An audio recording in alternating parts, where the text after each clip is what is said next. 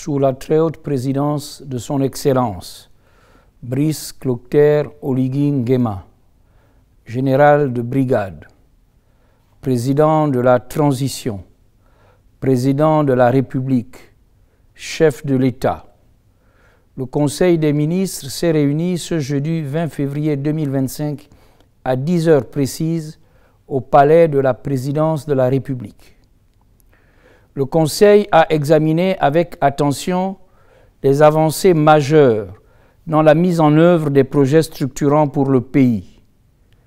Le président de la transition est notamment revenu sur les résultats de sa visite du 14 février, au cours de laquelle il a inspecté l'axe routier Ntoum-Kokobich, un projet de 83 km qui constituera un levier économique déterminant pour le développement des localités environnantes ainsi que plusieurs chantiers stratégiques dans le département de la Noya. Dans le même sens, le Conseil s'est félicité de la signature de l'important protocole d'accord avec le groupe turc K-Powership, visant à injecter 70 MW supplémentaires dans le réseau de distribution de la SEEG afin de renforcer l'approvisionnement en électricité du Grand Libreville, en réponse au récent délestage. Le président de la transition a réaffirmé l'engagement ferme des autorités de la transition à moderniser les infrastructures et à améliorer le bien-être de la nation, consolidant ainsi les fondements d'une transition dynamique pour le Gabon. Au titre des projets de textes législatifs et réglementaires, le Conseil des ministres a délibéré sur les affaires suivantes. Ministère de la Justice, Garde des Sceaux, projet de décret portant création de 63 charges de notaire. Ce projet de décret portant création de 63 charges de notaire, pris en application de l'article 7 de la loi 8/73 du 20 décembre 1973 portant statut des notaires, se justifie par la nécessité de répondre aux préoccupations d'ordre social et économique de nombreux compatriotes, de régulariser la situation d'autres aspirants à la profession de notaire après plusieurs années de stage. La multiplication des demandes d'actes notariés, tant dans le cadre des partages des biens lors des divorces que dans l'administration des droits successoraux de la veuve, de l'enfant et de l'orphelin, ainsi que la croissance des activités économiques et commerciales impliquant l'intervention des cabinets de notaires, témoignent de l'importance de ces services.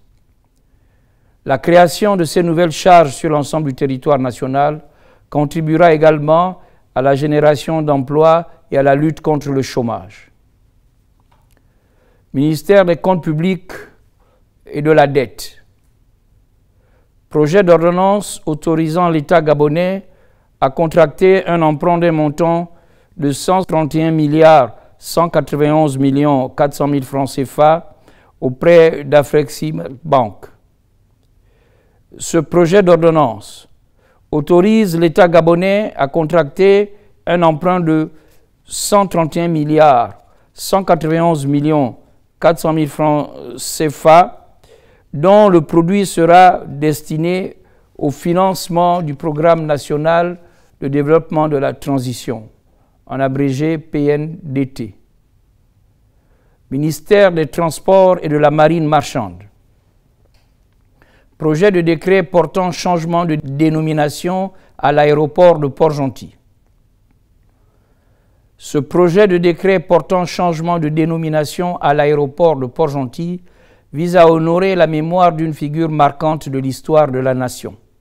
Par effet de ce décret, l'aéroport international Ali Bongo Ondimba de Port-Gentil sera désormais officiellement désigné sous le nom d'aéroport international Joseph Ré Njambé Issani de Port-Gentil, en hommage à cet illustre homme dont l'œuvre politique, l'engagement pour le progrès social et la contribution à l'édification de notre nation ont marqué de manière indéniable l'histoire du pays.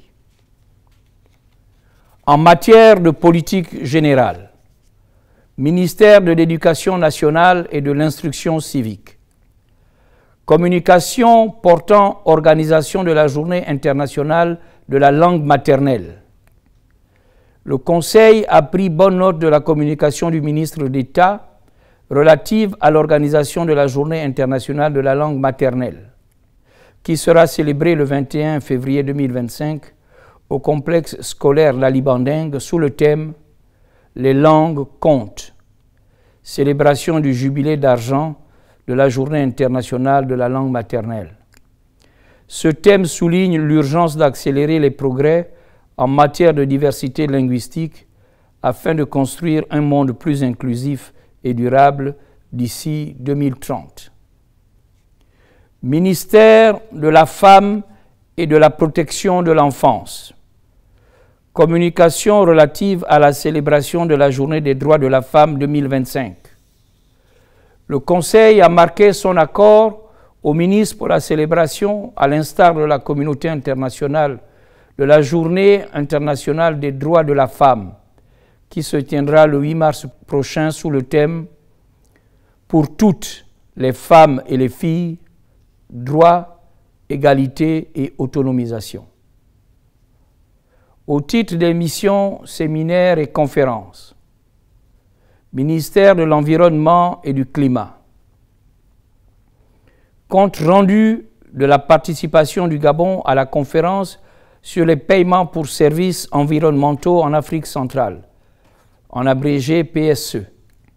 Le Conseil a pris bonne note du compte rendu présenté par le ministre lors de la conférence interministérielle internationale sur le déploiement des paiements pour services environnementaux en Afrique centrale, tenue à Kinshasa du 27 au 29 janvier 2025.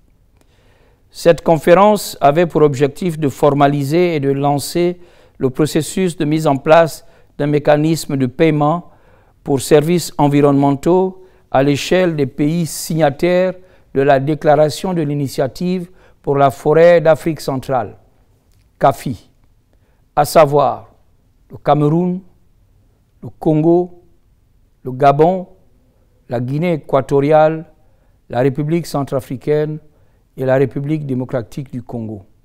Je vous remercie.